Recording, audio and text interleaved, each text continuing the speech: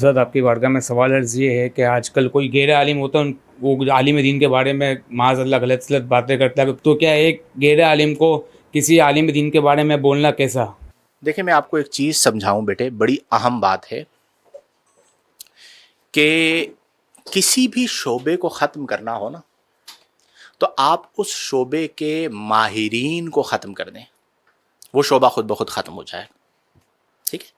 اب آپ جانتے ہیں کہ غیر مسلم طاقتیں اسلام کو ختم کرنا چاہتی ہیں.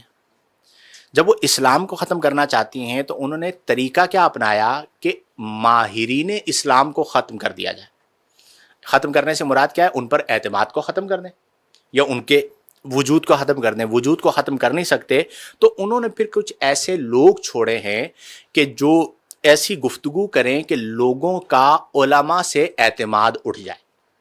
اب آپ دیکھیں عالم دین وہ ہے جس کے بارے میں اللہ کے رسول صلی اللہ علیہ وسلم نے فرمایا کہ العلماء ورثۃ الانبیاء. یہ کس کا فرمان ہے؟ ٹھیک ہے، عام آدمی کا تو نہیں ہے، اللہ کے رسول کا فرمان ہے. نبی کریم صلی اللہ علیہ وسلم نے فرمایا کہ فضل العالمی علی العابدی کفضلی علی ادناکم، کہ عالم کی فضیلت عام آدمی پر نہیں، عابد پر ایسی ہے جیسا کہ میری فضیلت تم میں سے کسی ادنا پر ہے. اب یہ فضیلت علم و علماء اللہ کے رسول نے بیان کی اور کچھ جاہل لوگ اس فضیلت کو ختم کرنا چاہتے ہیں. تو ایسے لوگوں کی حوصلہ شکنی کی جائے. سب سے پہلے نمبر پر کیا ہے؟ ہم سب آیات اور ان احادیث کی روشنی میں اپنے دل کے اندر قدر علماء کو بڑھائیں. کس کو بڑھائیں؟ ہم سب مل کر، پہلے نمبر پر. دوسرے نمبر پر ایسے لوگوں کی حوصلہ شکنی کی جائے. جب ان کی حوصلہ شکنی ہوگی تو پھر وہ جرت نہیں کریں گے. چونکہ ہمارے معاشرے میں کچھ مافیاز ہیں جو چاہتے ہیں کہ ہمارے یہاں علماء مضبوط نہ ہوں. ٹھیک ہے، ان کے اپنے ذاتی مفادات ہیں، ان کے اپنے ذاتی مقاصد ہیں، اور انہیں پتہ ہے عالم مضبوط ہوگا تو وہ حق کو دیکھے گا، تعلق کو نہیں دیکھے گا. تو اس خوف کی وجہ سے وہ علماء کرام کے خلاف کچھ نہ کچھ کرتے رہتے ہیں. تو سوشل میڈیا پر آپ نے دیکھا ہوگا تماشا لگا ہوا ہوتا ہے. بعض لوگ آئے دن، یعنی ان کا کام ہی یہ ہوتا ہے کہ برائی بیان کرنا. اب جو کام یہود و نصارہ نہ کر سکے وہ نام نہاد ہمارے ہاں مسلمان کر رہے ہوتے ہیں اسلام کے نام پر کہ جی فلاں یوں ہے، فلاں یوں ہے، اعتراض پیدا کرنا. تو آپ یہ دیکھیں، میں اکثر عوام کو ایک بات سمجھاتا ہوں کہ ایک عالم کا کام کیا ہوتا ہے؟ اصلاح کرنا. کیا کرنا؟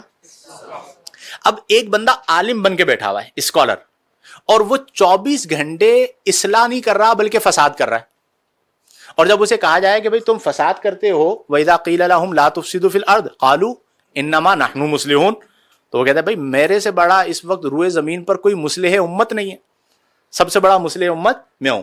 جبکہ 24 گھنٹے تمہارا کام یہی ہوتا ہے کہ فلاں نے یہ کیا، فلاں نے یہ کیا، فلاں نے یہ کیا. ابھی جیسے آپ کو پتا ہوگا انجینئر نامی جو شخص ہے وہ آئے دن یہ چشتی رسول اللہ وغیرہ کے کلمے، جی بریلویوں نے اپنے بزرگوں کا کلمہ پڑھایا. آپ مجھے ایمانداری سے بتائیں، آج تک میں نے اپنی پوری عمر گزار دی، بڑے بڑے خطباء کو سنا، چشتی رسول اللہ کے کلمے کے حوالے سے میں نے اپنے کسی عالم سے آج تک بات نہیں سنی. آپ لوگوں نے سنی ہے؟